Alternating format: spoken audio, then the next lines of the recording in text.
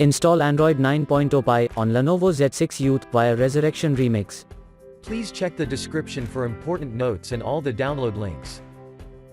First download ROM and GApps packages, then transfer the downloaded files to the phone storage, link is in the description below.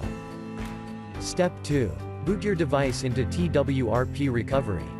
Once in TWRP, click on Wipe, Advanced Wipe, and select the check boxes, as shown in the image, excluding internal storage.